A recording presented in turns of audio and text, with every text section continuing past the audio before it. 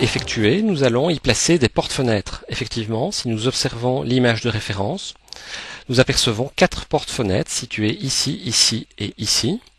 Donc je reviens sur SketchUp. Je vais d'abord zoomer sur cette partie-ci du bâtiment. J'appuie éventuellement sur la touche H pour bien me positionner. Nous allons d'abord placer une première porte-fenêtre plus ou moins donc ici. Alors vous devez avoir accès à la palette composants qui se trouve ici. Donc quand je clique une fois sur composants, vous avez la palette composants qui se développe entièrement. Si ce n'est pas le cas chez vous, vous n'avez pas accès à cette palette composants, rien de plus simple. Vous allez dans le menu fenêtre et vous sélectionnez composants. Alors, il est fort possible que votre fenêtre se balade un peu partout dans l'écran.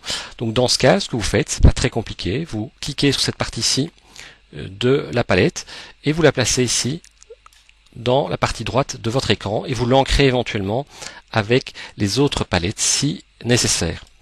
Alors donc, quand vous cliquez sur composants, vous cliquez sur cette petite flèche noire intitulée navigation et là vous sélectionnez composants. Alors il est fort possible que sur votre ordinateur vous ayez directement accès aux objets architecture. Donc moi ce n'est pas le cas, je dois d'abord aller dans composants, donc je clique 2 fois sur composants, et puis là j'ai accès à architecture. Donc je clique sur architecture et nous avons différents sous-objets. Nous allons donc placer des portes, donc par conséquent nous cliquons sur le sous-objet porte, et là nous avons différents objets. Alors je me porte vers les parties ici qui se trouvent plutôt vers le bas de la palette et je vais sélectionner celle-ci intitulée porte vitrée coulissante 183. Je clique dessus et puis je me positionne ici, juste dans le coin inférieur droit, et lorsque la fenêtre est plus ou moins fixée par rapport au mur, je clique pour donc fixer provisoirement la fenêtre, la porte-fenêtre au mur. Bien entendu, cette fenêtre n'a pas les dimensions requises par rapport à l'ouverture, donc nous devons modifier son échelle. Pour ce faire, vous appuyez sur la touche S du clavier, Scale en anglais, qui veut dire donc échelle en français. Ensuite, nous allons travailler en semi-transparence, en appliquant ici, donc en allant plutôt dans le menu affichage, style de face, et vous sélectionnez transparence. Et puis là, je vais zoomer en me plaçant comme ceci, et je vais donc ici, sélectionner le bouton, le cube vert qui se trouve donc au milieu du châssis. Je clique, je nage pas et je l'accroche à la face qui se trouve là. Donc pour avoir les dimensions correctes, je fais la même chose pour la partie haute. Je sélectionne le petit cube ici. Lorsqu'il devient rouge, c'est bon. Et je le tire pour arriver donc sur l'arête qui se trouve en haut. Donc où est indiqué ici point du milieu.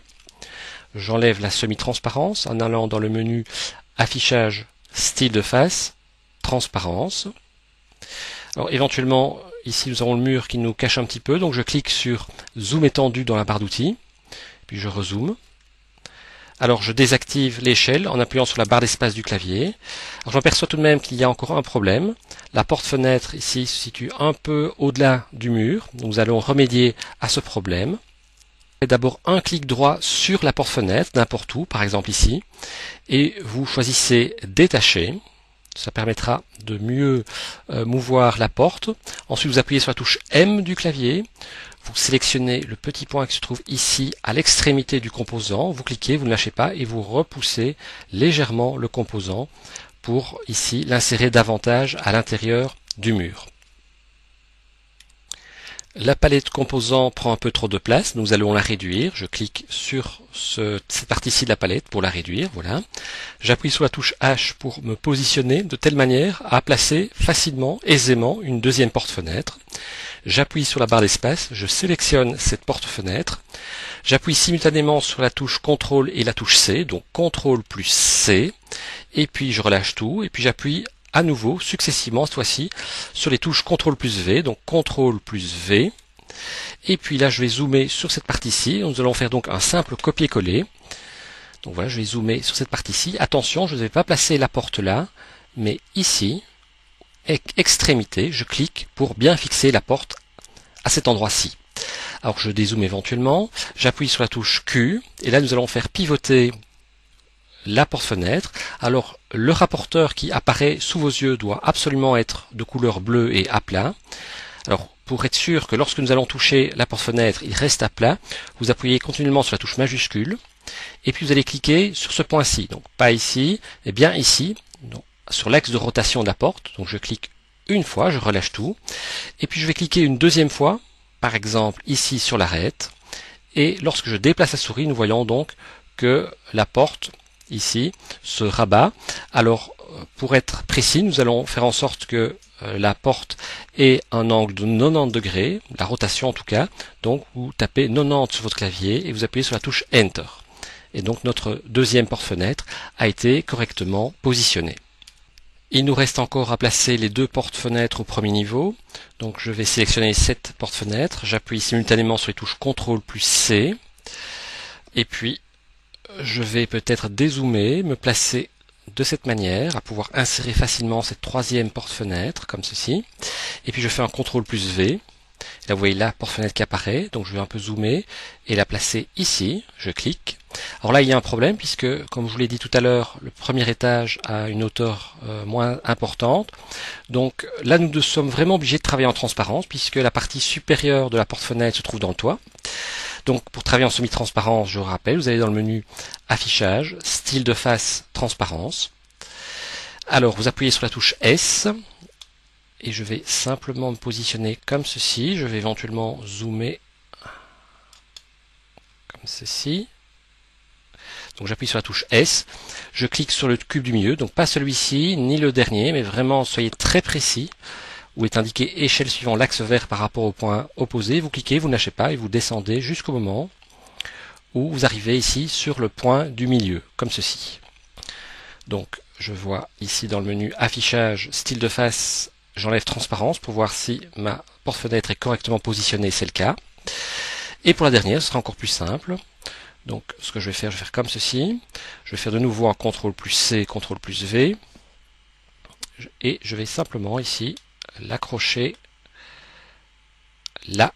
Et de cette manière, les quatre porte-fenêtres seront donc correctement positionnées dans notre bâtiment.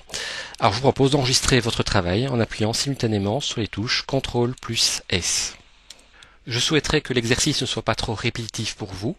Par conséquent, nous allons laisser de côté provisoirement la modélisation et la fixation des autres fenêtres pour tenter de modéliser un autre objet de la scène, par exemple la piscine. Avant cela, peut-être une petite précision, il n'est pas obligatoire dans SketchUp de travailler nécessairement dans la vue perspective. Vous pouvez travailler dans d'autres vues, par exemple la vue dessus. Alors pour y arriver, vous avez toute une série d'icônes, 6 pour être précis, qui se trouvent normalement dans la barre d'outils, donc qui se trouvent ici. Alors si ces icônes n'apparaissent pas sur votre écran, vous allez les chercher en allant dans le menu Affichage, ensuite barre d'outils, et puis vous sélectionnez Vue. Tant que nous sommes dans l'ajout d'icônes dans la barre d'outils, nous allons également en profiter pour ajouter celles ayant trait au style. En effet, si vous vous souvenez tout à l'heure, vous avez appliqué une transparence pour pouvoir notamment tirer plus facilement la porte sur sa largeur. Et nous avons ici une icône qui fait ça très facilement. Donc ce sont les icônes qui font partie des styles. Donc quand vous cliquez sur cette icône-ci, transparence, la première, vous voyez que nous sommes directement en transparence et nous pouvons recliquer pour enlever la transparence. Alors ces icônes n'apparaissent pas de problème. Comme à l'instant, vous allez chercher dans le menu Affichage, barre d'outils, et cette fois-ci, voilà, barre d'outils, vous sélectionnez Style.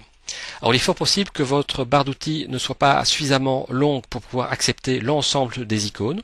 Dans ce cas, vous pouvez éventuellement faire en sorte que une partie de la barre d'outils se positionne sur la largeur de l'écran et pas sur la hauteur.